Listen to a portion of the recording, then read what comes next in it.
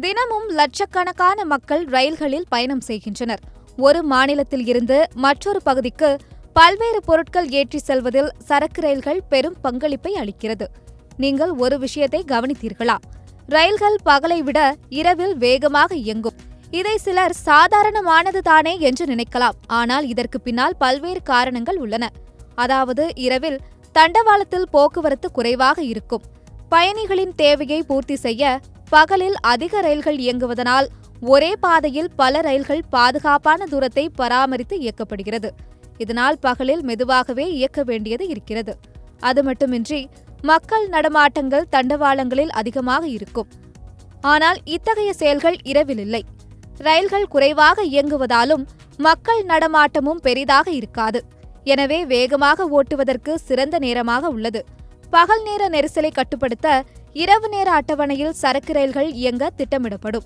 நீண்ட தூர ரயில்களுக்கும் இது பொருந்தும். இதனால் இரவு நேரங்களில் இதுபோன்ற சிறப்பு ரயில்கள் மட்டுமே தண்டவாளத்தில் இயங்கும். இது எந்த தடையும் இல்லாமல் வேகமாக செல்ல உதவுகிறது. அது மட்டுமின்றி பகலில் அதிக பயணிகள் ஏறக்கூடும். அடுத்தடுத்த ஸ்டேஷனிலும் அதிக பயணிகள் ஏறவும் மற்றும் இறங்கவும் இருக்கும். ஆகையால் தேவை உள்ள நிலையத்திலும் நிறுத்த வேண்டியது இருக்கும். ஆனால் இரவில் இத்தகைய செயல் இருக்காது. வெகு தூரம் பயணிப்பவர்கள் மட்டுமே அதிகம் இருப்பதால் பல ஸ்டேஷன்களில் நிறுத்த வேண்டிய அவசியமில்லை. ஆகையால் இரவில் ஒரு குறிப்பிட்ட வேகத்தில் நிலையாக இருக்க முடியும். அடுத்து, பகலில் சூரிய வெப்பத்தால் ரயில்கள் பாதைகள் விரிவடைந்து ஆங்காங்கே தண்டவாளங்கள் சற்று வளைந்து செல்ல வாய்ப்பு உள்ளது. இதனால் பாதுகாப்பு கருதி ரயில்களை மெதுவாக இயக்க வேண்டியது இருக்கும். இரவின் வெப்பநிலை குறைந்து தடங்கள் இயல்பு நிலைக்கு திரும்பும். தண்டவாளங்கள் எந்த தடையும் இல்லாமல் குறிப்பிட்ட நிலையில் இருப்பதால் ரயில் வேகமாக செல்ல உதவுகிறது. ரயிலின் வேகத்தை நிர்ணயிக்கும் காரணங்களில் காற்றும் ஒன்றாகும்.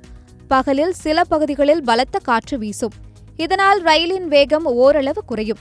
இரவில் அந்த பிரச்சனை இருக்காது. காற்று குளிர்ச்சியாகி ரயிலில் குறைவான தாக்கத்தை ஏற்படுத்துகிறது. மேலும் தண்டவாளங்களில் ஏதேனும் பிரச்சனை இருந்தால் அதை பழுது பார்க்கும் வேலைகள் பகலில்தான் பெரும்பாலும் நடக்கும்.